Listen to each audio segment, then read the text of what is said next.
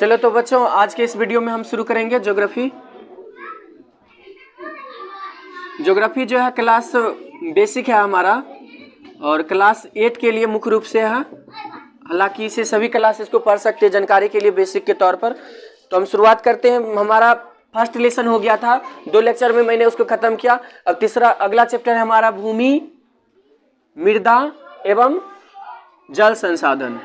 भूमि, मृदा एवं जल संसाधन। भूमि, मृदा एवं जल संसाधन हम बात करेंगे यहाँ पर भूमि, मृदा एवं जल संसाधन की। सबसे पहले बात करेंगे भूमि की। किसकी बात करेंगे? भूमि की। भूमि मतलब क्या होता है? लैंड। लैंड मतलब भूमि। चलिए लैंड की बात करेंगे यहाँ पर। लैंड मतलब क्या होता है? धरती या भूमि बोल सकते हैं, ठीक है। तो धरती हम बोलते हैं किसको? जिस पर हम लोग रह रहे हैं, जिस पर जीव जंतु पेड़ पौधे सभी हैं, ठीक है। जीव मंडल जिस पर टिका हुआ उसी को क्या बोलेंगे हम लोग? धरती बोलेंगे, ठीक है। तो यहाँ धरती की परिभाषा की बात नहीं करेंगे। बात करेंगे कि हमारा जो पृथ्वी है यह संपूर्ण 100% भाग होगा। कोई भी चीज अपने आप में क्या होता है? 100% होता है। तो यह 100% में यहाँ पर जो है आपका ओनली फॉर 29% पर क्या है? 29% पर भूमि है। 29% पर क्या हमारा? भूमि है। तो यहाँ पर बात करेंगे 29% पर धरती है, और बाकी जो शेष परसेंट यहाँ पर बचा हुआ 71% क्या है? सिर्फ जल ही जल है। इसीलिए पृथ्वी को नीला ग्रह भी कहा जाता है। पृथ्वी को क्या कहा जाता है? नीला ग्रह कहा जाता है। किसके कारण? पृथ्वी पर 3 भागों में जल ही जल पाया जाता है, इसीलिए पृथ्वी को नीला ग्रह कहा जाता है। तो यहाँ पर 29% पर हमारी जीवन चल रही है अच्छी तरह से। तो अब इस पर बात करें कि इस 29% में है क्या क्या। तो बात करते हैं यहाँ पर 29% में कृषि योग्य भूमि है, कृषि करने की भूमि है। उसके बाद औद्योगिक इस पर स्थापित है, औद्योगिकीकरण किया जाता है, औद्योगिकीकरण, ठीक है। अगला बात इसमें क्या है? सड़क का निर्माण किया गया है, सड़क मार्गों का निर्माण हुआ है। नदी तालाब पोखर इसी में है, क्या है? इसी में नदी है, तालाब है, छोटा छोटा कुआं है, हैंडपंप है, ठीक है। तो ये सब है। उसके बाद घर भी इसी पर बना हुआ है, घर आवास, ठीक है। इसी पर ये सारी वस्तुएं बनी हुई है। इसके अलावा यहाँ पर जो है हवाई अड्डा, इसी में क्या बनाया गया? हवाई अड्डा, हवाई अड्डा, रेल मार्ग, हवाई अड्डा हो गया, रेल मार्ग हो गया, रेल मार्ग, समझ रहे हैं। और भी है इसमें, जैसे कि मान लिया जाए कारखाने वगैरह, औद्योगिकरण हो गया, कारखाना वगैरह, यहाँ पर फैक्ट्री स्थापित किया गया है, समझ रहे हैं ना। तो मतलब इतना ही परसेंट, 29% भाग पर ये सारी वस्तुएं। इसको हम बोल सकते हैं यूज, क्या बोल सकते हैं? Use of land. लैंड भूमि का उपयोग। भूमि का उपयोग कहाँ कहाँ करते हैं? भूमि का उपयोग कारखाना में, फैक्ट्री में, ठीक है, कृषि में भी करते हैं, औद्योगिकरण में, सड़क मार्गों में करते हैं, नदी तालाब कुआं आदि में करते हैं, घर आवास को बनाने के लिए करते हैं, हवाई अड्डा, रेल मार्गों इत्यादि प्रकार की सामग्री को उपलब्ध कराते हैं इसी धरती पर। अब हम बात करेंगे कि यहाँ पर भूमि उपयोग में अंतर, भूमि का जो उपयोग होता है उसमें क्या अंतर पाया जाता है उसकी बात करेंगे यहाँ पर। तो चलिए देखते हैं यहाँ पर भूमि उपयोग में अंतर। भूमि उपयोग में अंतर, भूमि उपयोग में अंतर। तो यहाँ पर अंतर की बात करें तो कुछ व्यक्ति चाहता है कि भूमि का सदुपयोग हो, कुछ व्यक्ति भूमि का दुरुपयोग करता है। जैसे कि अगर उसको कारखाना के लिए अगर 2-3 कट्ठा की जमीन चाहिए तो वह क्या करेगा? उसमें पूरा प्लॉटें खरीद लेगा और उसमें काम इतना जगह पर करेगा और इतना जमीन क्या करेगा?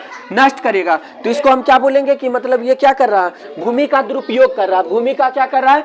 दुरुपयोग कर रहा है। तो हम भूमि का दुरुपयोग करने से इसको क्या करेंगे? बचाएंगे। तो यही भूमि उपयोग में अंतर होगा हमारा। इस अंतर को हम लोग अपने आप में लगे तो सुधर जाए सर। चलिए तो अब हम बात करेंगे यहाँ पर भूमि उपयोग से प्रभावित करने वाले कारण। भूमि उपयोग को प्रभावित करने वाले कारक। अब देखिए यहाँ पर भूमि उपयोग में प्रभावित करने वाले कारक 2 प्रकार से, या तो कोई मानव करेगा या क्या करेगा? प्रकृति करेगी। तो प्रकृति जो करेगी वह क्या घटना होगी? पहला हो जाएगा आपका, इसमें जो पहला होगा आपका क्या होगा? पहला होगा मानवीय कारक, और दूसरा क्या होगा? प्राकृतिक कारक। क्या होगा? प्राकृतिक कारक। भूमि उपयोग में यही दोनों सहायक। जैसे मान लिया जाए कि कभी अधिक क्या हो जाता है? कभी अधिक बरसात हो जाती है, या कभी अधिक ठंड जैसे अभी बढ़ गया, कभी अधिक धूप हो जाती है, तो उसके कारण से भूमि हमारा क्या होता है, प्रभावित होता है। फसल हम अच्छा से उपजा नहीं सकते हैं, या फिर मतलब भूमि धीरे धीरे क्या हो रहा है, वहाँ पर फसल की क्रियाओं को नष्ट किया जा रहा है, वहाँ पर ह्यूमस की उपलब्धता खत्म हो जाती है धूप अधिक होने से। तो ये सारी प्राकृतिक कारण होगी। या हवा, अधिक हवा जब आएगा तो वो सारी मिट्टी धूल कणों को, ह्यूमस को उड़ा करके ले जाएगा, नदी में चल जाएगा वो सब। या अधिक बारिश होने की वजह से मिट्टी कटाव करके ह्यूमस वाला जितना भी रहेगा मिट्टी वो नदी में चल जाएगा, जिसके कारण क्या होगा, हमारा धरती नष्ट होगा और कृषि अच्छा से हम लोग नहीं कर पाएंगे। तो ये हो गया प्राकृतिक कारक जो प्रभावित करता है भूमि उपयोग करने के लिए। मानवीय कारक, अब मानव भी क्या करता है कि उसमें जैसे अभी केमिकल वगैरह का खाद निकला है, तो सब खाद देने का मात्रा सीमित होता है, लेकिन देने के तौर पर अगर एक मकई में अगर 10 या 15 ग्राम अगर दिया जाएगा, तो कोई व्यक्ति अगर अधिक खरीद लिया तो अधिक से अधिक उसमें छिड़काव कर देता है, जिसके कारण मिट्टी की ह्यूमस जो है वो खत्म हो जाती है।